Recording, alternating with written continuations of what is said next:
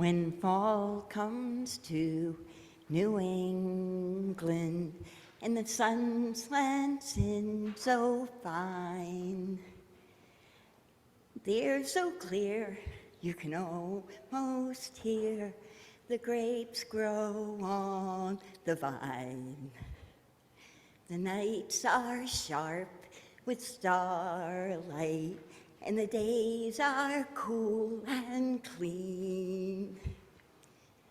And in the blue sky overhead, the northern geese fly south instead, and leaves our Irish setter red. When fall comes to New England, when fall comes to New England, and the wind blows off the sea, swallows fly in a perfect sky, and the world was meant to be. When the acorns line the walkway, then winter can't be far. From yellow leaves a blue jay calls, grandmothers walk out in their shawls, and chipmunks run the old stone walls. When fall comes to New England, the frost is on the pumpkin, the squash is off the vine, and winter warnings race across the sky. The squirrels are on to something and they're working overtime. The foxes blink and stare, and so do I. 'Cause when fall comes to New England, no, I can't turn away. From fading light on robin's wings, a late goodbye the robin sings, and then I love 1,000 things. When fall comes to New England, when fall comes to New England.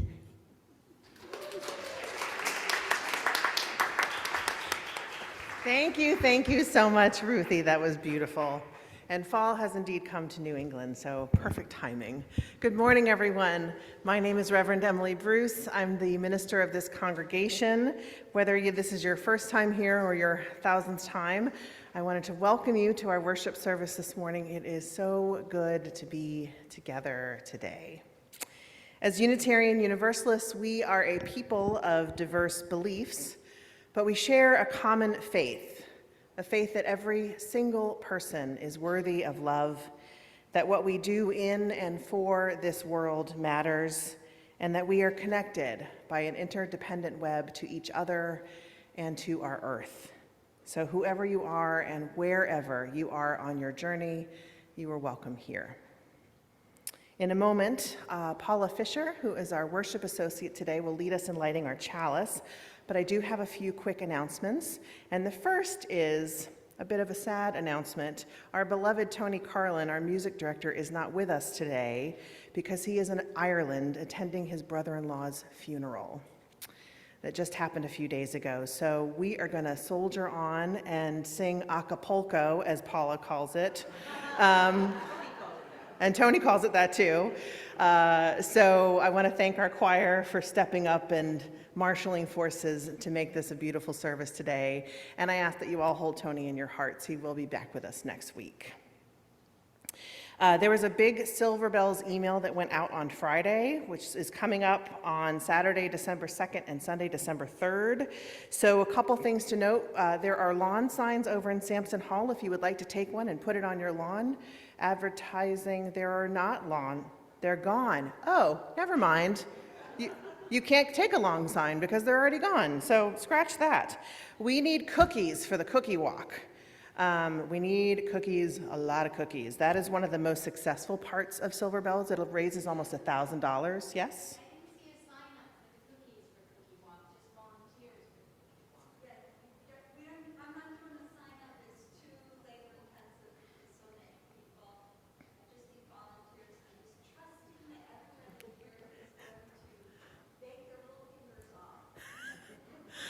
So for those who didn't hear, Deb Herlihy, raise your hand again, Deb. She's a big Silver Bells person to talk to if you have questions or want to help in any way, her and Kristen.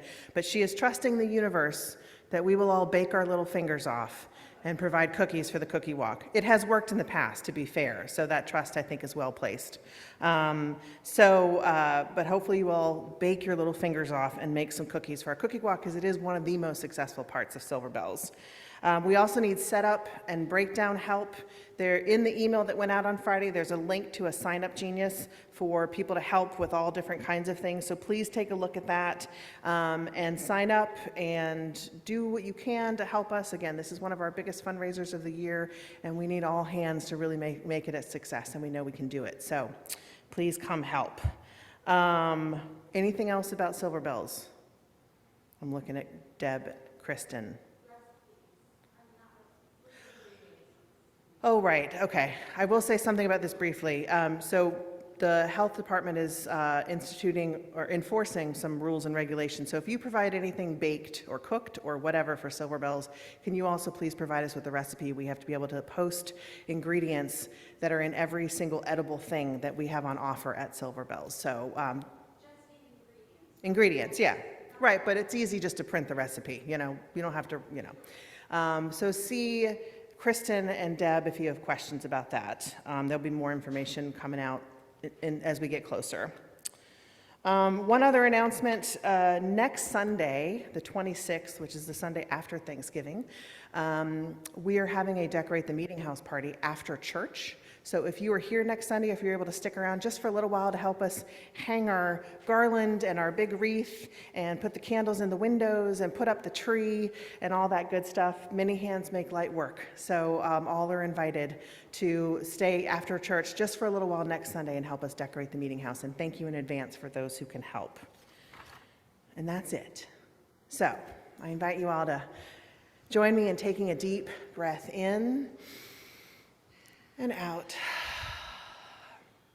Get comfortable in your seat. If you have any tension in your jaw or your neck or your back, your shoulders, all those places where we tend to hunch up and hold on to tension, just try to drop your shoulders and loosen your jaw. Take another deep breath in and out. And give yourself the next hour or so with us in this space for worship. The world and all of its problems will be waiting for you when you leave this place. So be with us here, be with us now, and thank you for being a part of our worship service this morning. Paula Fisher will lead us in lighting our chalice.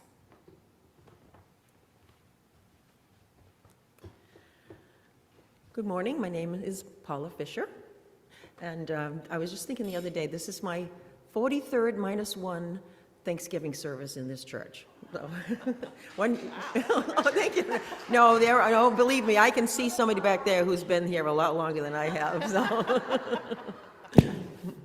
This morning we light our chalice with these words by Leah Ongiri. Here we are together, each facing our different human tasks, or maybe the same central one, to embrace the lessons life delivers, to discern and respond as we grow, to refuse harm and cherish flourishing. May we know ourselves as vessels of infinite possibility, holders of each other's heartaches and tales of joy alike, weavers of one story in which we each have our part. I invite you now to rise in body or in spirit for our opening hymn, number 349 in the gray hymnal, We Gather Together.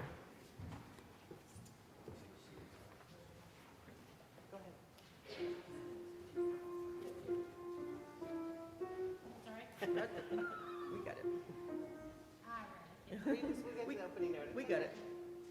Okay, we gather together in joyful thanksgiving, acclaiming creation whose bounty we share.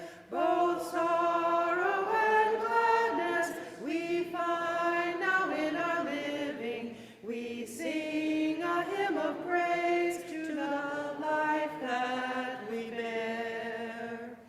We gather together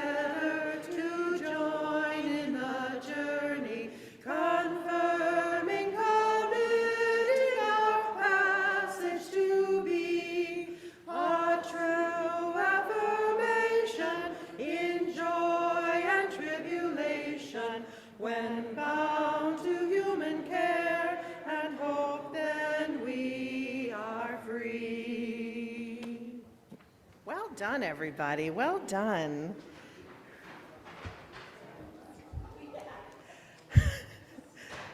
I love all the chatter. You're so proud of yourselves, and you should be. That was wonderful. Well done. As we now enter into a time of prayer and meditation and sharing the joys and concerns on our heart this morning, I invite you to join me in singing side 1 of May Love Be Your Guide. Kathy will give us our note.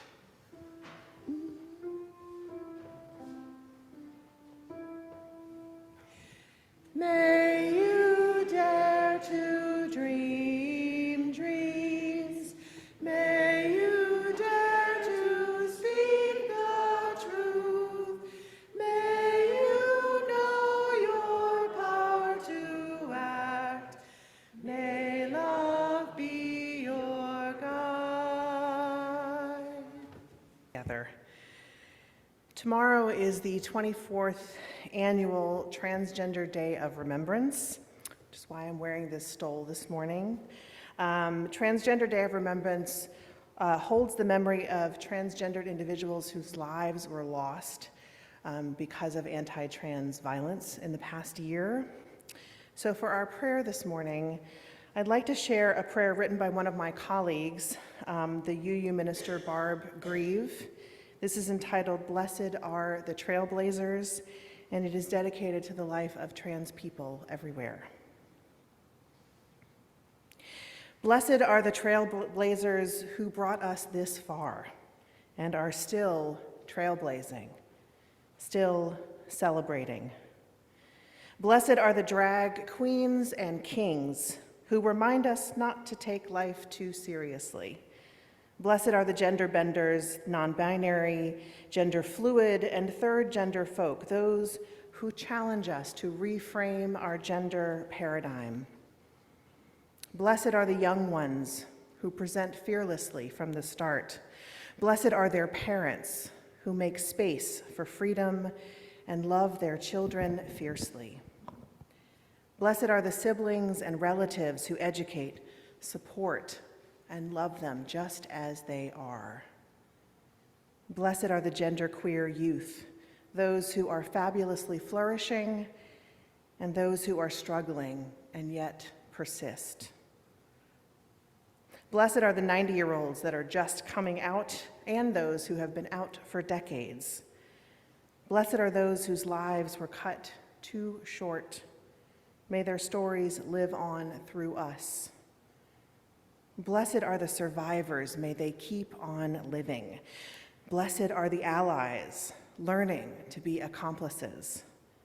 Blessed are those gathered here today, witnessing, learning, and celebrating. May we all commit to continuing our showing up, fighting for justice, celebrating all the genders of life. May it be so, and amen. Let us now be still for a few moments in this space together.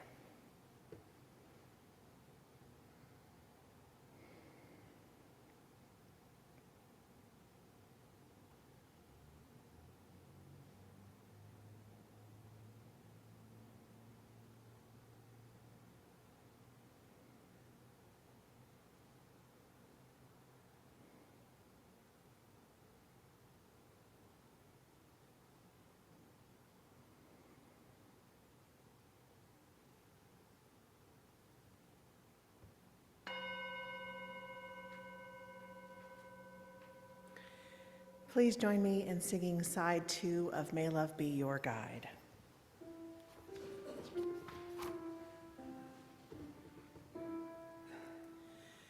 May you walk with head held high. May your heart praise earth and sky. May you see life's gift to you. May love be your guide, your guide.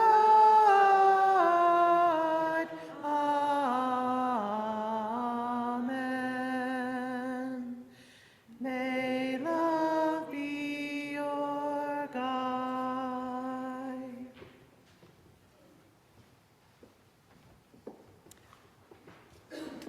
When we give, we say yes to something we value. In this congregation, we take up an offering each week to say yes to the values of our UU faith and yes to this beloved community. Please give as you are able. Today's offering will be gratefully received. Our anthem hymn this morning is Homeward Bound by Marta Keene.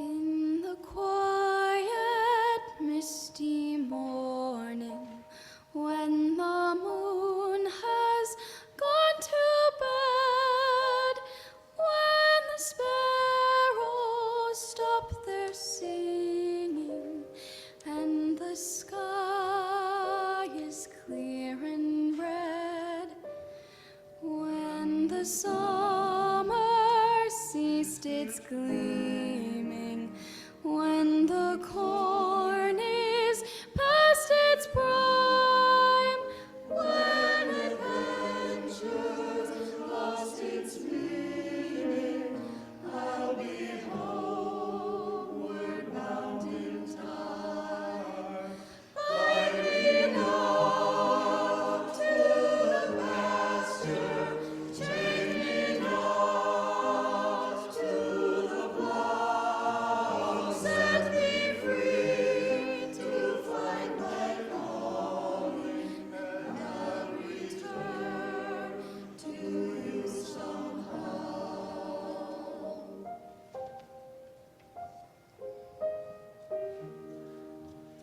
If you find it's me you're missing, if you're hoping I'll return to your thoughts, I'll soon be listening.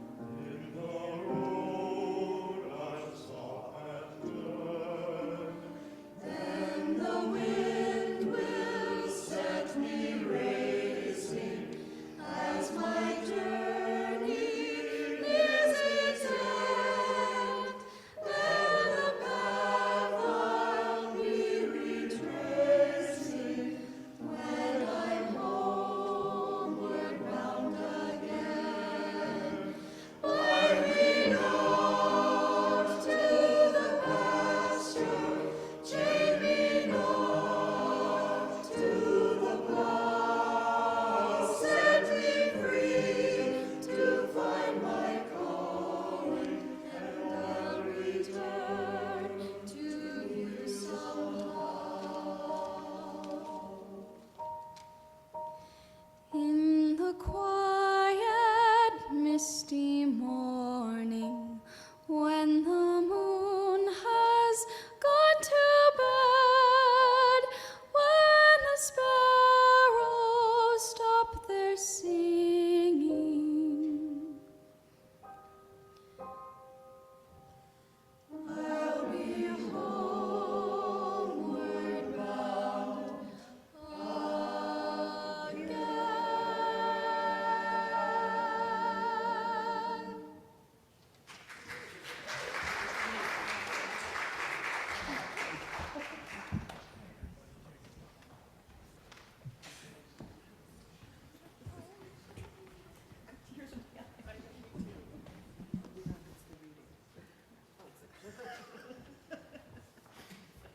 I've got tears in my eyes, so you'll excuse me if I don't read very well.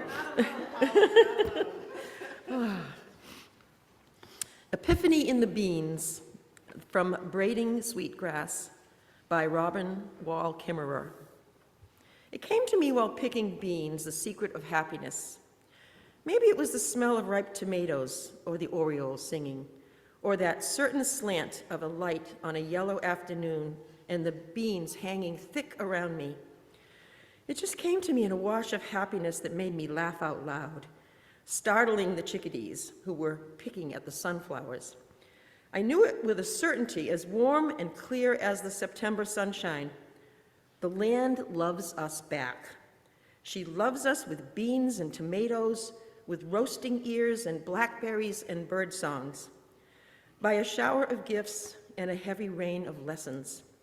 She provides for us and teaches us to provide for ourselves. That's what good mothers do. The epiphany in the beans. I spend a lot of time thinking about our relationships with land, how we are given so much and what we might give back.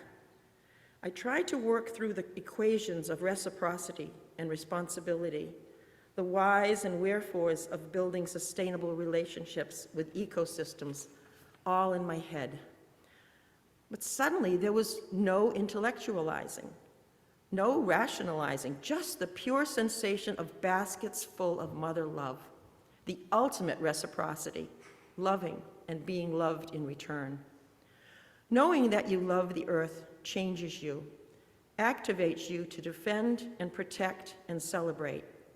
But when you feel that the earth loves you in return, that feeling transforms the relationship from a one-way street into a sacred bond.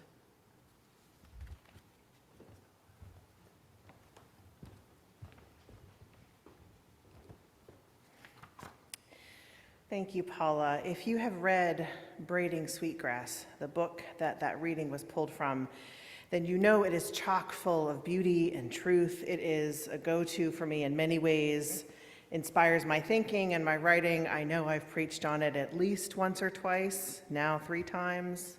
I will do it again, don't you worry.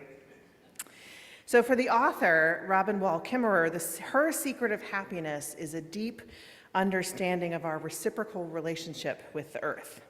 The land loves us back, she says, and that feeling transforms that relationship from a one-way street into a sacred bond.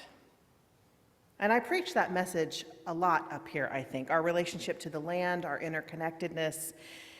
And this week, when our nation ostensibly pauses to take in all of the things for which we should be grateful, it feels like a good lesson for us humans to take from the earth.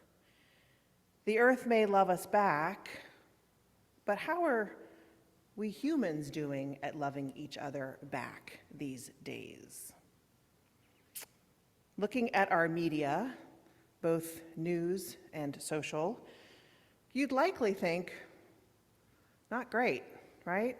Not great. And you wouldn't be wrong, but there's more to life than what's in the news and in social media. There's a great deal more. There's a lot of generosity being expressed out there, human to human, but the problem is we don't often see it.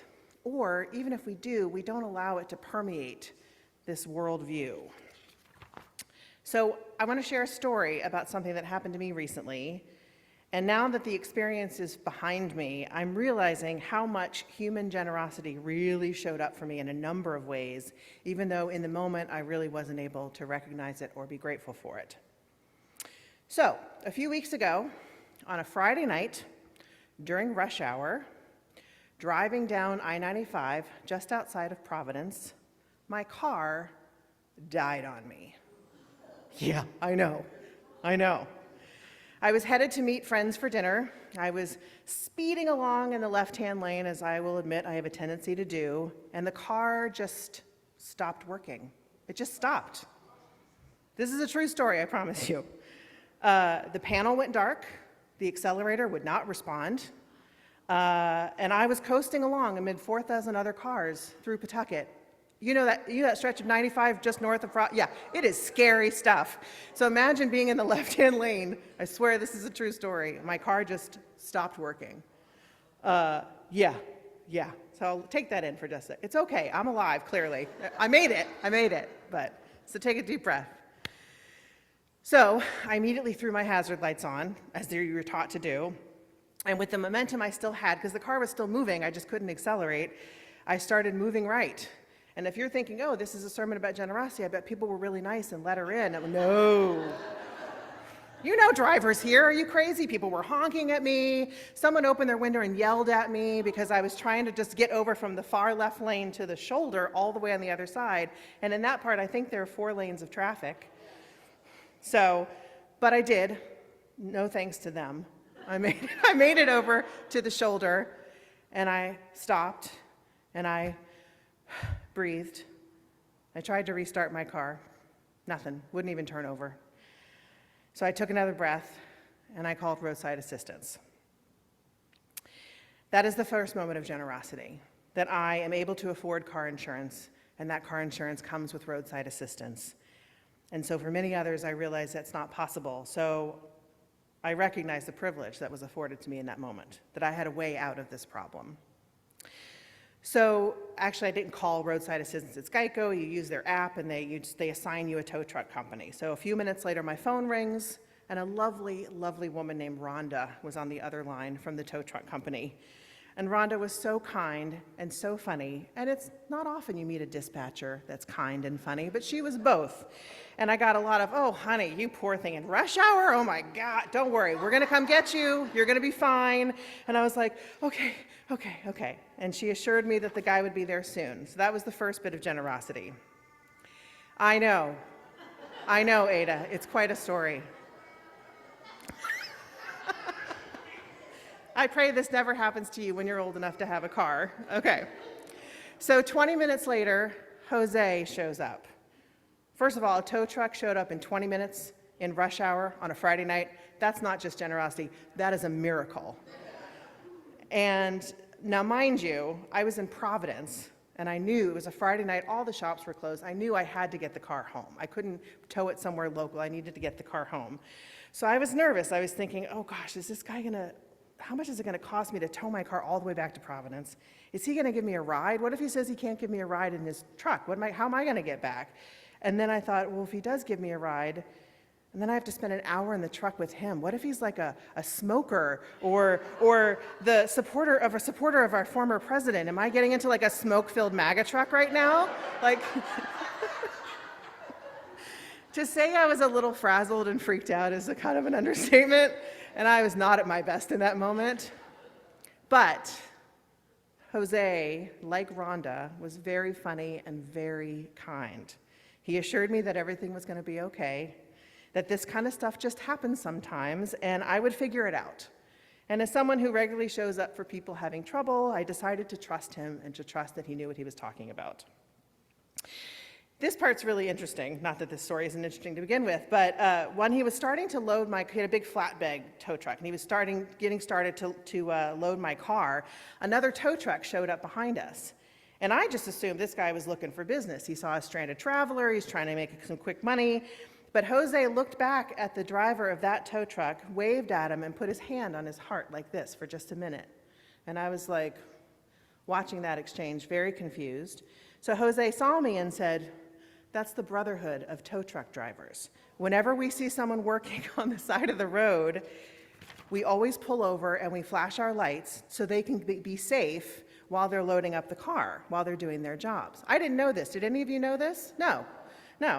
What a generosity right there, clear as day. And that's exactly what happened. Once the car was fully loaded and strapped down and everything was done, Jose waved to the guy and the guy honked his horn and took off. Isn't that amazing? Wow. So, the story continues. Now, Jose's 12-year-old son, Diego, was with him that night. He brings him along with him sometimes in the early part of the night because he likes the big trucks and, gives him something to do. And Jose is teaching Diego safely how to work the levers on the tow truck. So I stood there watching Diego's face just light up with this wonder as he was pushing a lever and watching him pull the car. For 20 minutes, I was transfixed with joy just watching this little kid's face as he's making this big, huge truck make all these noises. And it made me smile, and it made me forget my panic for a minute. So that was another moment of generosity. Our ride back to Kingston actually went by in a flash, even though it took almost an hour. Jose is a father and a grandfather, and he loved to tell stories about his kids, about his wife, about his extended family back in Puerto Rico. He teased Diego, who teased him back, and they both took turns trying to best each other by telling me jokes. I didn't get all of them, but they made them laugh, so it made me laugh too. More generosity, an abundance of it. Once I got the car back to Kingston and stowed at my auto body shop, again, Friday night, everybody was closed. My part-time roommate, Reverend Aaron, the minister who stays with me a couple nights a week, thankfully was in Kingston that night, so she came and picked me up, and also in the car, she had a pizza. Because it was 8:30 at this point. Remember, I was going to dinner, didn't make it to dinner, so I was starving. And she took me home, and because she's such a good friend, she sat there and listened to my sad tale of woe while I ate pizza. The story about why my car broke down is longer than I want to tell here, but suffice it to say, there was an issue with the engine that was not my fault. And so Hyundai ended up replacing the entire engine free of charge. And they are reimbursing me for the rental car that I had for 10 days while my car was in the shop, right? Now, you could argue this is their duty, not generosity, and you'd be right. But when I think about how much worse at every turn this experience could have gone, starting with the obvious, I could have gotten into an accident. I could not be standing here right now. In a million ways, several, not a million, I won't be hyperbolic, in several ways, I could not be standing here right now because of this. I can't help being grateful. I mean, grateful almost doesn't even capture it. Relieved, full of gratitude for the generosity that was shown to me. Because at every turn, when I was faced with catastrophe, I was also met with an extraordinary kindness. From Rhonda, the dispatcher, from Jose and Diego in the truck, from my friend Aaron, and even the nice guys at Sullivan Tire and Auto, who were the ones to find the engine issue and report it to Hyundai. So for me, this is the secret of my happiness, that even in the midst of trouble or grief or sadness, there exists, always exists, moments of connection and generosity and love. The trick is if you're able to see it, if you're able to be present to it, because it's always right there. So that's the trick, to know and believe that even in moments of grief or despair or catastrophe, there is love there, there is generosity, there is kindness, if only you're able to see it. Because we can hold both at the same time. We're complex human beings. We can hold both at the same time. Pain and generosity, stress and gratitude. It's kind of like a wave you have to learn how to ride. It will never be perfectly smooth. It will never be easy. But that's life, isn't it? Whose life is perfectly smooth and perfectly easy? Not mine. And I know yours isn't too. But the important part is learning how to ride that wave helps me, this is my secret of happiness, it helps me break the hold that the negative can have on you, right? We live in a very, very stressful and full of turmoil time in our nation and in our world right now.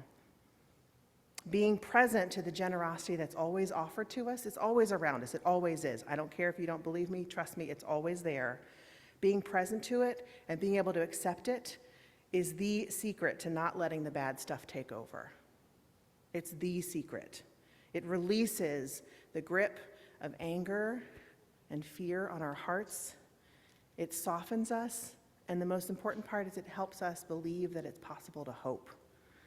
And how many of you could use some help believing in hope right now? I know I could. So this week, as we gather around tables with our families and our friends, I invite you, in fact, I beg you to find ways to sow seeds of generosity with everyone you meet, and look for the seeds that others have sown for you. Let those moments when you see generosity, when you witness kindness, let those moments soften the grip, any grip of negativity that might be on your heart. Because it's possible, it's always an option, and you can always choose it. But you have to choose it, right? You have to make that choice. And we're going to practice it right now with our bread communion ritual. So, the ritual of breaking bread together is one that has been shared by human families for millennia, giving thanks for the harvest and offering prayers that the earth will sustain life once again. In the Christian tradition, the disciples broke bread together during a Passover meal, remembering the Jews' escape to freedom from enslavement in Egypt and on the eve of Jesus' crucifixion.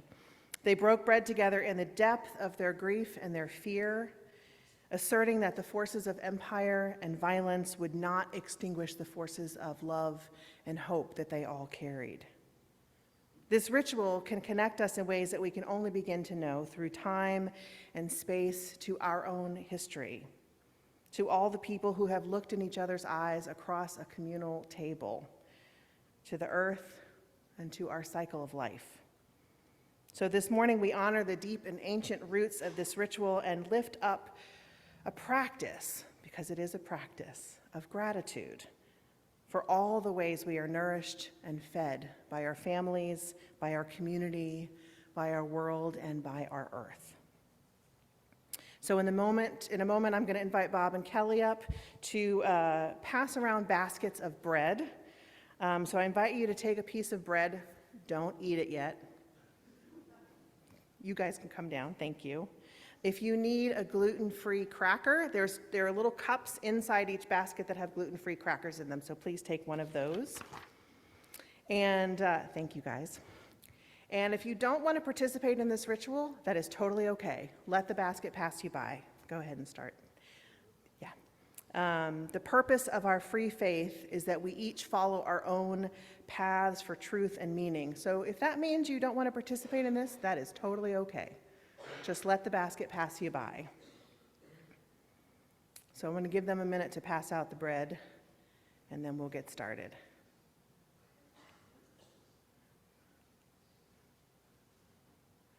This is normally the part where Tony would be playing a little lovely music for us, so just hear something in your mind.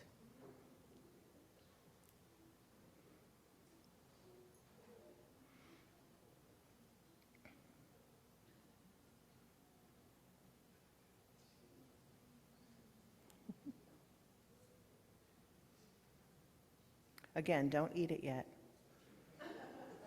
I know, it's getting on 11:30. Y'all are hungry for lunch, but don't eat it yet.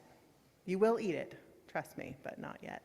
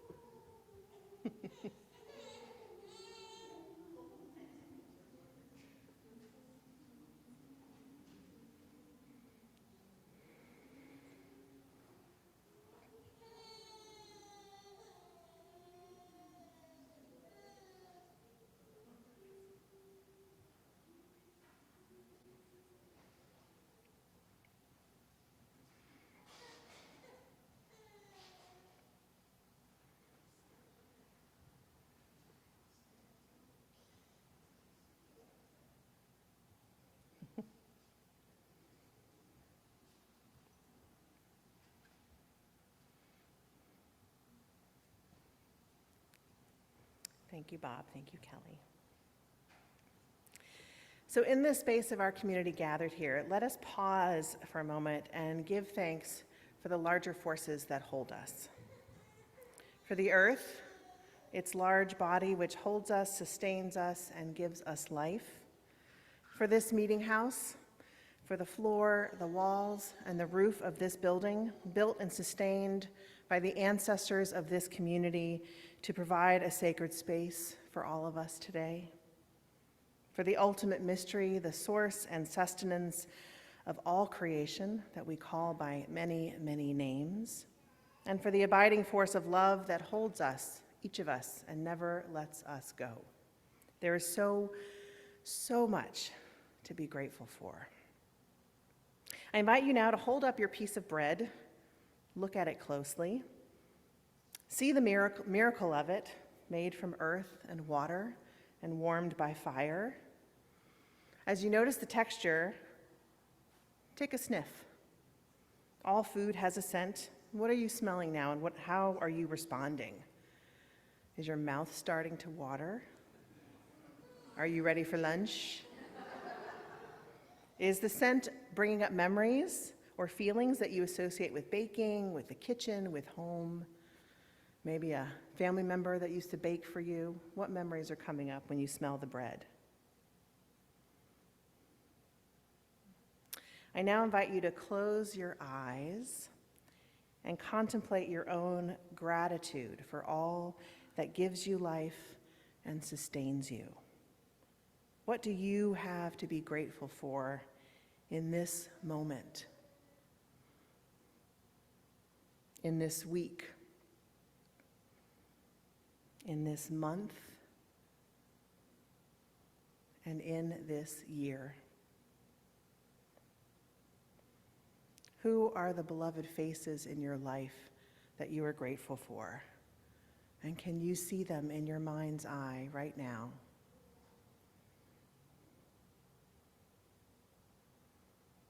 What are the joyful experiences and cherished memories that are surfacing on your heart?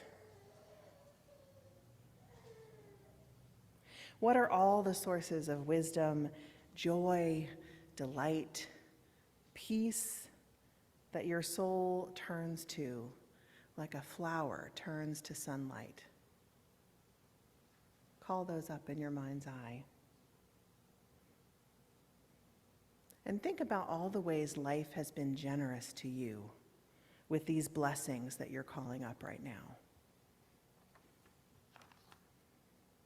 And now I would like us all to take a moment in silence to relish, absolutely relish this generosity of people, places, things, and ideas that feed your heart, your mind, and your soul every day. And speak your gratitude for those things silently on your heart.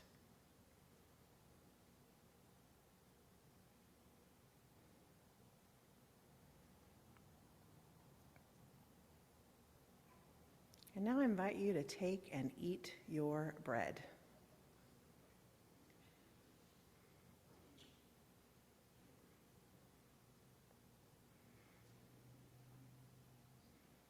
And once your mouth is no longer full, please repeat after me. It is a blessing. It is a blessing to be. It is a blessing to be here. It is a blessing to be here together. It is indeed. Amen. And now please rise in body or in spirit for our closing hymn, number 1008, in the teal hymnal, When Our Heart is in a Holy Place. Kathy will give us the first couple notes.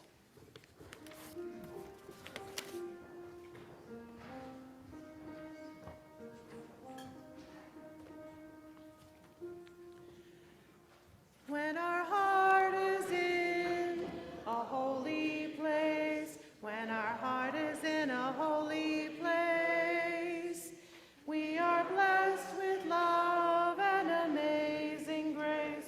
When our heart is in a holy place, when we share the wisdom from deep in us, every color, every creed and kind, and we steal our faces in each other's eyes, then our heart is in a holy place.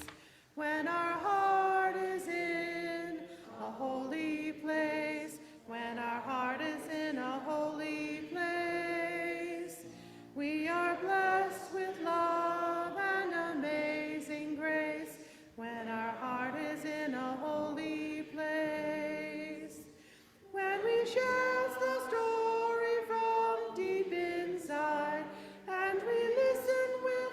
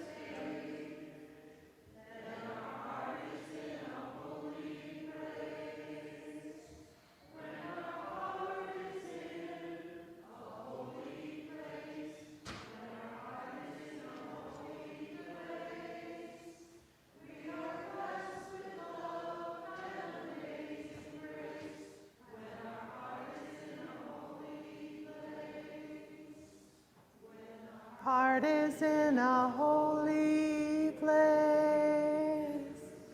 Well done, everybody. As we ride the wave of life out this door and into the world, may we be present to all the generosity that flows our way today and every day. And happy Thanksgiving. Go in peace.